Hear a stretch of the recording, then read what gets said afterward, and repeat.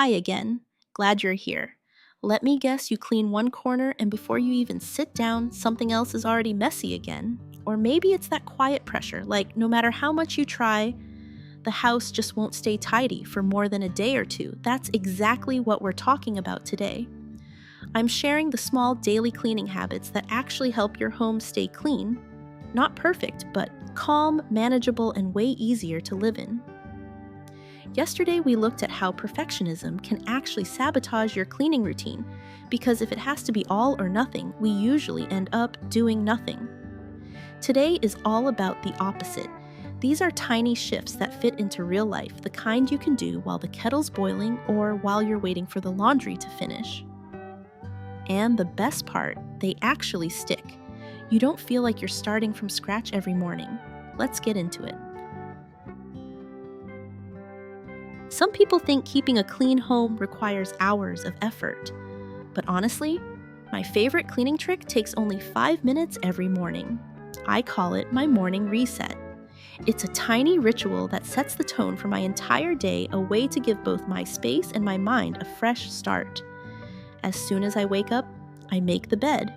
Just smoothing the sheets, fluffing the pillows, and straightening the blanket already makes the whole room look calmer.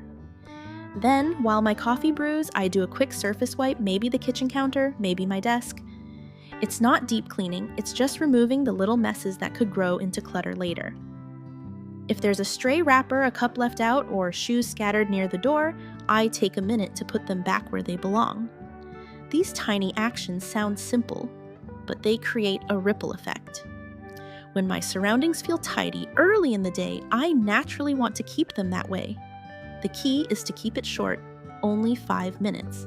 I even set a timer sometimes, just to remind myself that cleaning doesn't have to be overwhelming or time-consuming.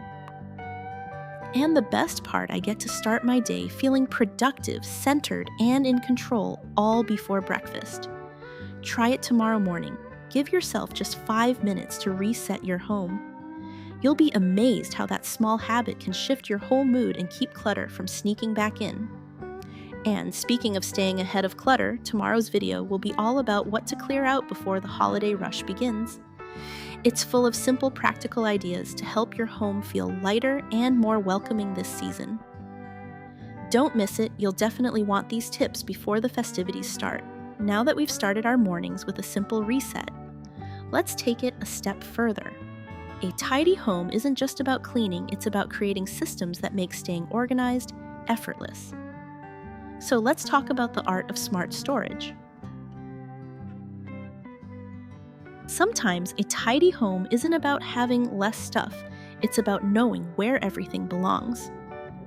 Creating smart storage spaces can completely change how your home feels. Instead of piles and clutter, you'll have a calm, open space where every item has a purpose and a place. I used to think my house was too small to ever feel organized, but once I learned how to use space wisely, everything shifted. Start by using small boxes or dividers inside your wardrobe and kitchen cabinets. It's such a simple change, but it stops things from blending into one big messy pile. When I open a drawer now, I can see everything at a glance. No digging, no frustration. Don't forget about those hidden areas like under the bed or the table. They're perfect for storing things you don't use every day, like extra linens, off-season clothes, or spare cleaning supplies. Just make sure to keep them in lidded bins or slide-out drawers to stay dust-free and easy to reach. Wall space is another lifesaver. Hooks and adhesive racks are my go-tos for hanging mops bags or even hand towels. It keeps the floor clear and makes cleaning so much easier. Over time, these little changes add up. You move less clutter around. Find what you need faster, and your home feels instantly more spacious. I truly believe that smart organization isn't about perfection. It's about creating systems that work for you. Once your things have homes, tidying becomes effortless, and clutter doesn't stand a chance. Of course, storage only works when everything has a clear home. Without that, even the best bins and shelves turn into clutter traps. So next, let's talk about a small but life-changing rule giving every item its own place. One of the most powerful decluttering lessons I've learned is this: every single item in your home needs its own home. It sounds simple, almost too simple. But once you start practicing it, you'll see how it completely transforms your space and even your peace of mind. I used to spend so much time searching for things: my keys, the remote, a favorite pen, and it always made me feel frustrated and behind. Then, I realized the problem wasn't the mess itself, it was that nothing had a clear place to belong. So I began giving everything a home. Start with what you use most often. Keep those things at eye level, easy to grab, and return like your keys by the door or your favorite mug near the coffee station. For items you don't need every day, store them higher up or in a separate cabinet. The trick is to make your space work with you, not against you. Labels can be a game changer too, whether it's a small box labeled chargers or a basket marked cleaning cloths. Labeling helps you and everyone in your home know exactly where things live. You'll be amazed how much calmer it feels when you open a drawer or shelf and everything is right where it should be. And here's the secret goal: putting things away should be easier than leaving them out. Once you design your storage with that idea in mind, tidying stops feeling like a chore. It becomes a natural habit. This simple principle, give everything a home, isn't about being perfectly organized. It's about creating a home that supports you, where you can move easily, think clearly, and breathe freely. Once everything has a home, the real magic happens in your daily habits. A few mindful minutes each night can make your mornings smoother than ever. Let me show you how my simple nighttime reset keeps chaos from creeping back in. Every night before I go to bed, I do something that has completely changed the way my mornings feel. I let everything go home. It's a simple little ritual, just 5 to 10 minutes, but it sets the tone for a calmer, smoother tomorrow. You know that feeling when you wake up to a messy kitchen or a cluttered living room? It's like starting the day already behind. This small habit keeps that from happening. As the evening winds down, I take a quick walk around the house, not to deep clean, just to reset things. I check 3 main areas: the kitchen counter, the living room, and my desk. Any stray cup, remote control, or sweater gets put back in its place. I like to think of it as returning everything to its home before the house sleeps. If you have kids, this habit is even more magical. You can turn it into a fun nightly routine, a toy bedtime. Teach them that their toys also have homes, and before they go to bed, their little friends need to go home too. It helps them learn responsibility while keeping the space peaceful for everyone. The beauty of this routine is how effortless it becomes once you start. It's not about perfection, it's about rhythm. When I wake up to clear counters and a tidy space, I feel lighter, focused, and ready to take on the day. No chaos, no clutter waiting for me. And here's the truth: when our surroundings are calm, our minds naturally follow. A home where every item returns to its place each night is not just tidy, it's balanced. It's a space that rests with you and greets you gently the next morning.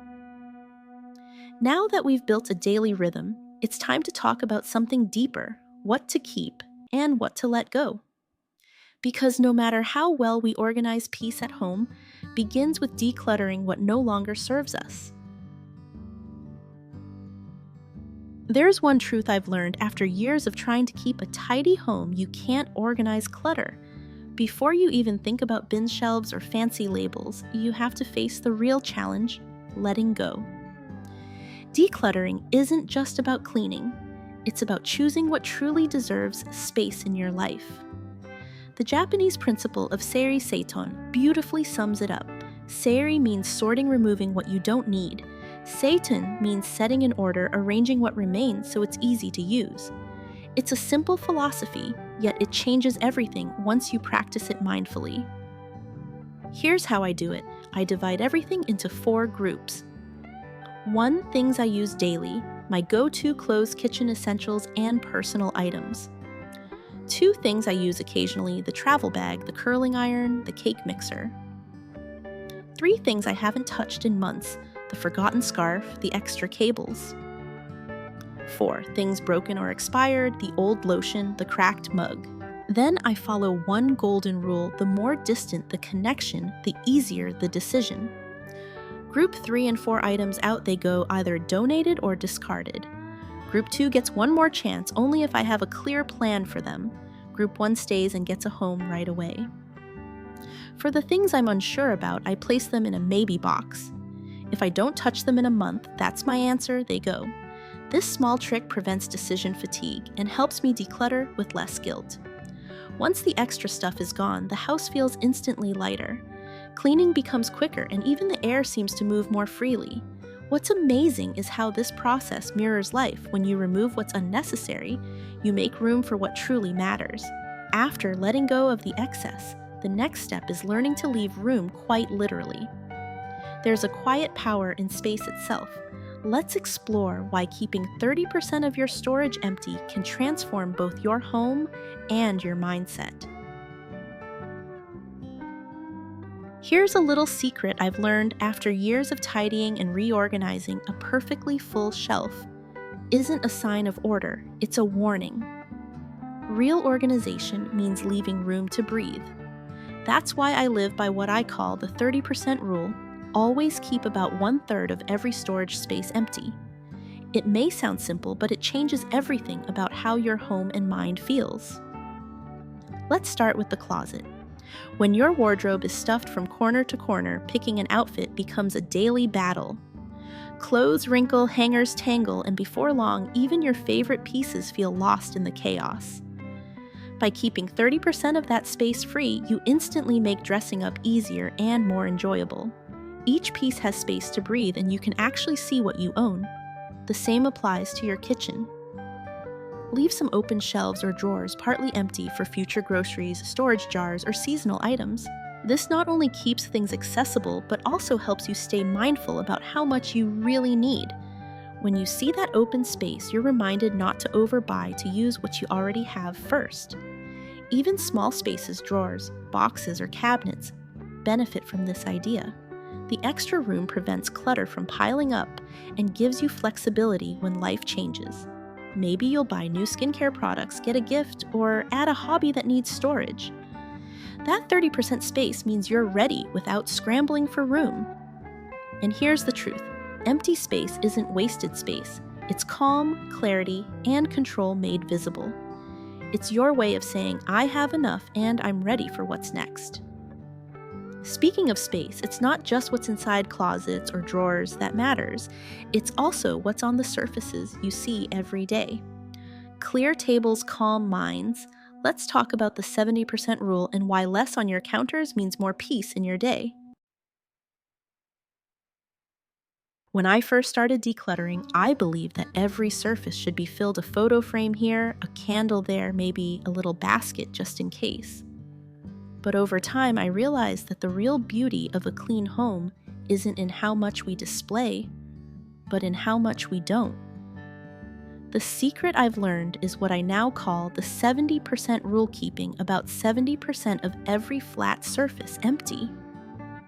Think about your dining table or kitchen counter.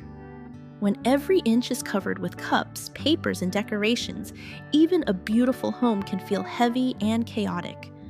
But when most of the surface is clear, suddenly everything feels calm, breathable, as if the house itself can take a deep breath. I keep only what's truly necessary: a lamp. I love a vase with fresh flowers or a small spice rack I use every day. Everything else has its place elsewhere.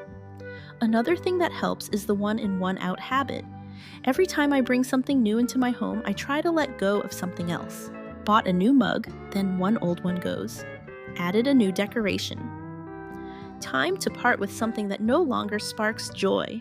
This small discipline prevents clutter before it begins, and it keeps the 70% space intact. And here's the truth: empty space isn't wasteful, it's healing. It makes cleaning faster, your mind quieter, and your home lighter. When there's room to move, think, and breathe, you feel more in control, not just of your space, but of your life. So the next time you tidy up, don't ask yourself what else you can add. Ask what you can let go of. Because sometimes the most beautiful homes aren't the ones that are full, but the ones that leave room for peace. Once your surfaces are clear, cleaning becomes faster and surprisingly more enjoyable. But to truly connect with your home, you have to get a little hands-on. Let me show you why using your own hands to clean can bring both mindfulness and calm. There's something deeply grounding about cleaning with your own hands. In a world full of machines and shortcuts, we often forget how simple and calming it feels to just touch our home to white polish and care for it ourselves. I've realized that when I use my hands, I don't just clean surfaces, I reconnect with my space. Every morning after washing the dishes, I take a soft cloth and wipe down the sink until it shines. When I finish cooking, I gently clean the kitchen counter and the stove. I even run my hand across the surface to feel if it's truly clean. That moment when my palm meets the cool, smooth countertop tells me more than my eyes ever could. Using your hands helps you notice the little things: a corner gathering dust, a water stain on the mirror, a sticky spot on the dining table. These tiny details are easy to overlook when we rush or rely too much on gadgets. But when your hands move with care, you start to see and feel what your home really needs. And there's a quiet kind of joy in it. The rhythm of wiping, the softness of the cloth, the sense of renewal after every gentle motion, it all brings peace to the mind. It's not about perfection, it's about connection. Your hands tell your home, I see you, I care for you. Because when we truly touch the work we do, we become more present. We start noticing how our home responds. It glows a little more, feels a little lighter. And in that process, we realize that cleaning isn't a chore. It's a way of nurturing the space that nurtures us every day. And finally, let's talk about one of my favorite ways to keep that calm, open feeling by literally keeping things open. Open shelves, open baskets, and a more open approach to how we live with our belongings. There's something freeing about seeing your things not hidden away behind doors, but neatly placed where your eyes can rest on them. I used to think that the more closed cabinets I had, the cleaner my home would look. But over time, I realized that closed storage often means out of sight, out of mind. Things pile up, get forgotten, and before you know it, chaos hides behind every door. That's when I discovered the beauty of open storage. Shelves, wire baskets, and fabric bins have changed the way I organize. I use open shelves for my daily clothes, neatly folded shirts, and rolled up scarves. In the kitchen, wire baskets keep fruits, spices, and towels in easy reach. Even in the bathroom, small trays and mesh bins make it simple to grab what I need and put it right back. The secret lies in visibility. When I can see what I own, I use it more often and buy less. I'm more mindful of keeping things tidy because everything is on display. It's a gentle reminder that simplicity is beautiful. But open storage works best when the amount of stuff is under control too much and it feels cluttered again. So I only keep what I truly need, choosing neutral or matching colors to keep the look calm and balanced. I often tell myself, if putting things away is easy, tidiness will naturally stay. That's the charm of open storage. No more doors to open, no drawers to force shut. Just a few quick movements and everything is in its place again. It's not just an organizing trick, it's a lifestyle of honesty with your space. When nothing is hidden, you become more intentional. And in return, your home feels lighter, open, breathable, and genuinely lived in. Those were the 9 simple habits I practice each week to keep my home light, organized, and peaceful without pressure or perfection. They've truly changed the way I live and feel at home, and I hope they'll do the same for you. Because a calm, cozy space isn't about how much you clean, it's about how kindly you care for the place you live in. If you're someone who wants to save time, clean more effectively, and clear both your home and your mind, try putting a few of these ideas into practice. You'll be amazed at how small actions, just 5 minutes here, a tidy corner there, can create lasting balance. And if you're ready to take the next step, I have another video you'll love what to let go of before the holiday season. It's filled with things most of us keep without realizing how much space and peace they steal. Don't miss it. because it's one of those videos that truly makes everyday life feel easier and lighter. If you found this video helpful, please like, share, and subscribe. Share it with friends or family because everyone deserves a home that feels open, warm, and easy to breathe in.